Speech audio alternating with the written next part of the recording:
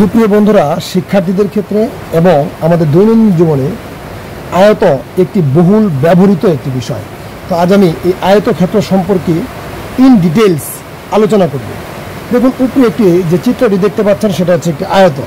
আয়ত চিনবেন কিভাবে? আয়তের চারটি সাইড রয়েছে, দুইটি সাইড যেমন উপরে নিচে এবং আর দুটি সাইড হচ্ছে পাশাপাশি। তো দেখুন, উপরে যে বড় দৈর্ঘ্যটি বাহুটি রয়েছে সেটা হচ্ছে আমাদের দৈর্ঘ্য, এটা দৈর্ঘ্য, এটাও দৈর্ঘ্য, আর এটা হচ্ছে প্রস্থ। তো এটি একটি চতুর্ভুজ এবং এই চতুর্ভুজে চারটি বাহু রয়েছে। আর আয়তের কি হয়? আয়তের দুইটি বিপরীত বাহু কিন্তু সমান। আর একটা যেটা থাকে কোণগুলো কিন্তু সমকোণী, যেখানে একটা সমকোণ, এখানে সমকোণ, এখানে সমকোণ, এখানে সমকোণ, অর্থাৎ 90 ডিগ্রি। তো আলটিমেটলি আমাদের এই আয়তক্ষেত্রের সংজ্ঞাটায় কি বলা যায়? যে চতুর্ভুজের বিপরীত বাহুগুলো সমান ও সমান্তরাল এবং কোণগুলো সমকোণ তাকে আয়ত বলে। তো এটা হচ্ছে আয়তের আলটিমেট সূত্র। এখন আমরা আয়তের ক্ষেত্রে যে জিনিসগুলো আসে, আয়তের ক্ষেত্রফল আসে, দৈর্ঘ্য আসে, প্রস্থ বের করতে বলে, কর্ণ বের করতে বলে, পরিসীমা বের করতে বলে। তো এখন আমাদের ক্ষেত্রফলটা কি? আয়তের ক্ষেত্রফলের জন্য যে জিনিস দুটো লাগে সেটা হচ্ছে দৈর্ঘ্য এবং প্রস্থ। এই আয়তের এটা হচ্ছে আমাদের দৈর্ঘ্য, এটা হলো প্রস্থ। যদি আয়ত এই দৈর্ঘ্য প্রস্থ যদি গুণ করা হয় তাহলে এখানে কত বর্গ মিটার সেটা বের হবে, অর্থাৎ ক্ষেত্রফল বের হবে। আর এই ক্ষেত্রফলের সূত্র হচ্ছে দৈর্ঘ্য গুণন প্রস্থ, অর্থাৎ বর্গ একক। এবং ক্ষেত্রফল কিসে বের হয়? বর্গ এককে বের হয়।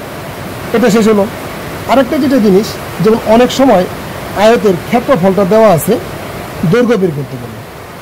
যখন আমাদের দৈর্ঘ্য বের করতে বলবে তখন দেখুন দৈর্ঘ্য সমান সমান ক্ষেত্রফল ভাগ প্রস্থ। যদি ক্ষেত্রফল দেওয়া থাকে এবং প্রস্থ বলা থাকে, দৈর্ঘ্য বের করতে বলছে, তখন সেক্ষেত্রে কী হবে? ক্ষেত্রফল ভাগ প্রস্থ। এটা হবে একক। শুধুমাত্র ক্ষেত্রফলের সময় আমরা বর্গ একক দেবো, আর সকল ক্ষেত্রে আমরা কী দেবো? একক দেবো। দৈর্ঘ্য একক হবে। এরপর আসুন প্রস্থ। প্রস্থের ক্ষেত্রে কি ক্ষেত্রফল দেওয়া আছে আর দৈর্ঘ্য দেওয়া আছে, তখন সেক্ষেত্রে এই প্রস্থ বের করার সূত্র কী হবে? ক্ষেত্রফল ভাগ দৈর্ঘ্য। এটা হবে একক, মানে যদি সেন্টিমিটার থাকে সেন্টিমিটার, যদি মিটার থাকে তাহলে মিটার। এটা হলো। এরপর আসুন কর্ণ। এই যে দেখুন এখানে যদি একটি আয়ত হয়, এই কর্ণ কোনটা? মানে কোণা। এই যে এটা হচ্ছে আমাদের কর্ণ এবং এটাও কিন্তু একটি কর্ণ। এখানে এই কর্ণই হোক আর এই কর্ণ, দুইটা কর্ণই কিন্তু সমান। আয়তের দুইটা কর্ণে কিন্তু কী থাকে? সমান থাকে। তো এই যে কর্ণটি রয়েছে, এই কর্ণের দৈর্ঘ্য সূত্র কী হবে? এই কর্ণের দৈর্ঘ্যটি কীভাবে বের করবে? এই কর্ণের দৈর্ঘ্য বের করতে হলে আগে আপনাকে কী লাগবে? দৈর্ঘ্য লাগবে এবং প্রস্থ লাগবে। তো যদি দৈর্ঘ্য প্রস্থ আমাদের দেওয়া থাকে তাহলে কর্ণের দৈর্ঘ্য সূত্র হচ্ছে রুট ওভার দিতে হবে দৈর্ঘ্য স্কোয়ার প্লাস প্রস্থ স্কোয়ার। তো এই যে সূত্রটি, এই সূত্রটির মাধ্যমে কিন্তু আমরা এই কর্ণের দৈর্ঘ্য কিন্তু আমরা নির্ণয় করতে পারবো। এরপর সর্বশেষ আরেকটি যেটি আছে সেটা হচ্ছে পরিসীমা। এই আয়তের ক্ষেত্রে পরিসীমাও কিন্তু একটি খুব গুরুত্বপূর্ণ বিষয়। পরিসীমাটা কি? অনেকেই আমরা পরিসীমা বুঝি না। তো পরিসীমাটা হচ্ছে, দেখুন, এটা যদি একটা আয়ত হয়, এটা দৈর্ঘ্য, এটা প্রস্থ, এটাও কিন্তু দৈর্ঘ্য, এটাও কিন্তু প্রস্থ। তো এই যে চারটি বাহু রয়েছে, এই চারটি বাহু যদি যোগ করা হয় তাহলে কিন্তু এর পরিসীমা পাওয়া যায়। পরিসীমাটা কি? ধরুন আপনি আপনার জমি, আয়তাকার একটি জমিতে বেড়া দিবেন, চতুর্দিকে টিন দিবেন অথবা যেটাই হোক দিবেন। তো তখন আপনি কি করবেন? এই আপনার পরিসীমা লাগবে, কারণ এই যে বেড়া দেওয়ার জন্য আপনার চতুর্দিক দিয়ে কিন্তু যে বাহুগুলো রয়েছে সেই বাহুগুলো যোগ করতে হবে। এটা একটা, এটা একটা, এই বাহুটাতে যদি যোগ করা হয় তাহলে কি পরিসীমা বের হবে।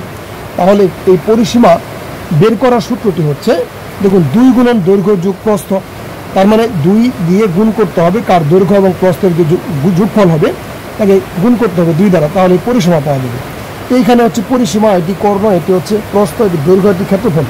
তো আয়তের কিন্তু এই যে বিষয়গুলো আমি বলেছি এর বাইরে কোনো কিছু দেওয়া থাকে না। এই সূত্রগুলো যদি আপনি জানা থাকে তাহলে আয়তের ক্ষেত্রে যে কোনো ধরনের অঙ্ক আপনি কিন্তু সমাধান করতে পারবেন। এতক্ষণ সঙ্গে থাকার জন্য আপনাদেরকে অসংখ্য ধন্যবাদ। ভিডিওটি যদি বিন্দু পরিমাণ ভালো লেগে থাকে তাহলে লাইক, কমেন্ট ও শেয়ার করতে পারবেন। সকলকে অসংখ্য ধন্যবাদ। ভালো থাকবেন।